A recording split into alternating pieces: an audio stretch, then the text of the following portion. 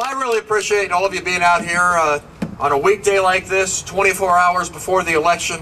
I can't begin to tell you what it does to our spirits as we go across Indiana, trying to chart a better direction for our state and country. So let me just get right down to it. Things in Washington, D.C. aren't operating the way they should. It's too divided, too much ideology, too much gridlock, too much corruption. Tomorrow we can start the process of taking our country back and having a better direction by electing Bayh Hill, the next congressman in the 9th Congressional District. Don't pay attention to all these negative ads and billboards and that kind of thing. Vote your hopes, vote your dreams, not your fears. Vote for a better Indiana and a better America. We can have good jobs in this state with Bayh Hill helping to lead the way. Matter of fact, I was talking to our state party chairman earlier today. Bayh, you may not know this, a bunch of nasty phone calls. You know, they use the TV, they use the radio, they use the mail. Now they're making nasty phone calls. A lot of these phone calls were being made from India. People making them couldn't even pronounce the word Hoosier. We don't need a bunch of folks from India telling us how to vote, right? We need to vote for Bayh Hill for the next congressman from our district. This election is about having an energy policy that will free us from dependency on imported petroleum. That's what Bayh is going to help us do.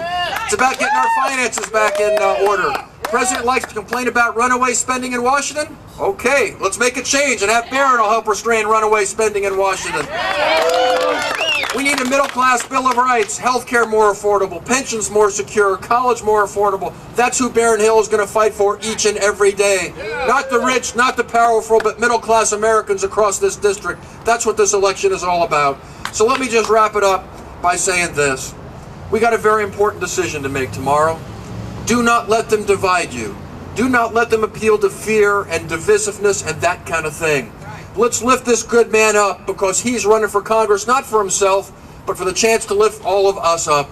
So if we stand by him, he'll stand with us, and Bayh Hill will be the next congressman from the 9th Congressional District. The next congressman, Bayh Hill.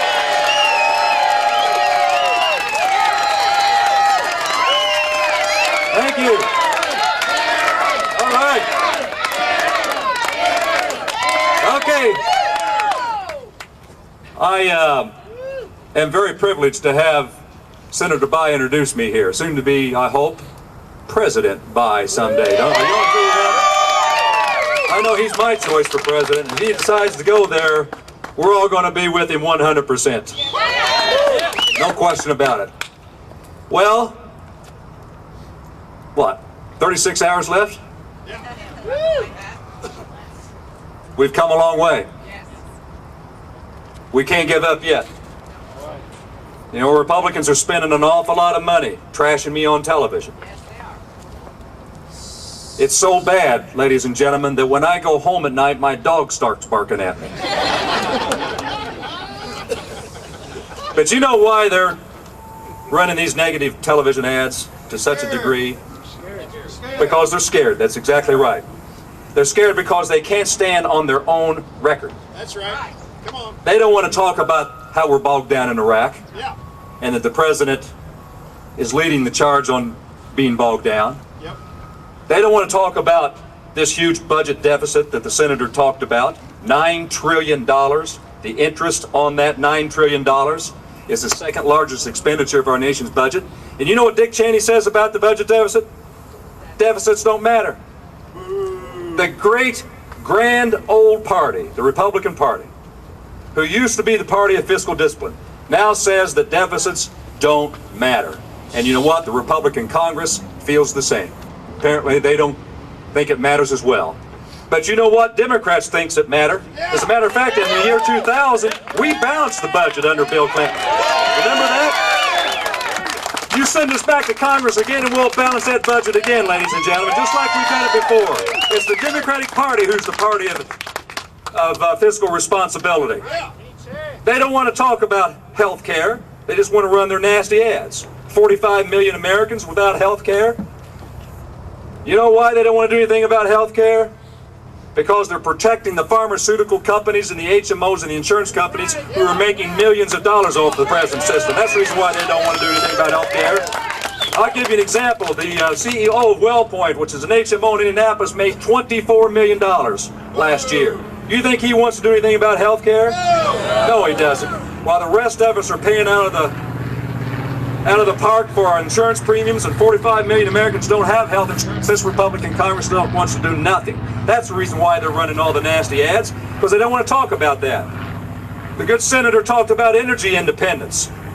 Do you think people in the White House want to get away from our dependency upon foreign oil? They're oil people, folks.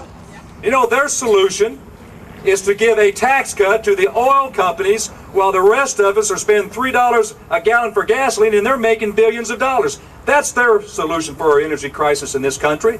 That's what they don't want to talk about, and that's the reason why they run these nasty ads. They don't want to talk about all the scandals that are going on in Washington, D.C. either, do they? That's the record, folks. That's the reason why they're talking about things that don't matter to people, because they're hiding behind the truth, and the record is the truth. How many of you have heard of Duke Cunningham? He's in jail now. You know how many times the Republican Congress asked questions about what Duke Cunningham was doing when they heard the rumors? Not one question was asked by the Ethics Committee. And that's what the Ethics Committee is designed to do, is to investigate members of Congress wrongdoing. But they didn't ask one question. How about Tom DeLay? Now, I know you know Tommy, don't you? How many questions did they ask of Tommy? No. They actually asked some questions, some tough questions, and slapped his hands. And you know what happened to the Republican chairman who slapped his hands? They removed him from that committee, folks, and replaced him. Here was one Republican who was trying to do the right thing, and they got rid of him because they didn't want him asking any more questions from other members of Congress. How about Mark Foley? Do you remember him? How many questions do you think they asked of Mark when they heard the rumors? Not one. And that's what this campaign is all about, folks. We got to clean up this mess in Washington, D.C. They're not going to clean it up, and we will. And so the whole issue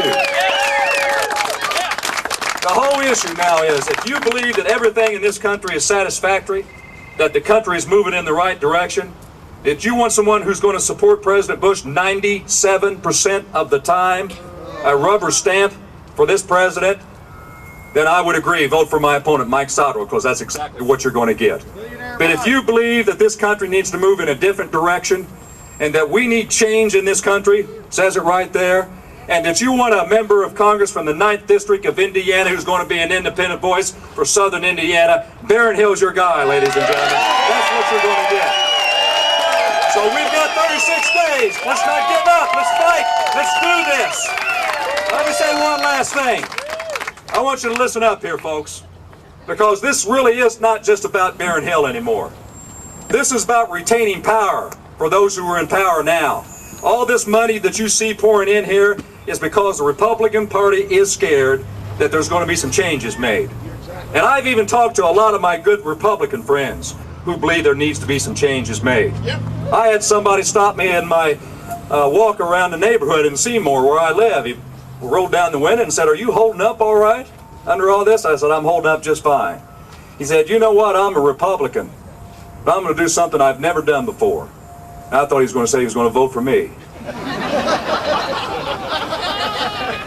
You know what he said? "I'm voting straight Democratic ticket this year." But the stakes are high, folks.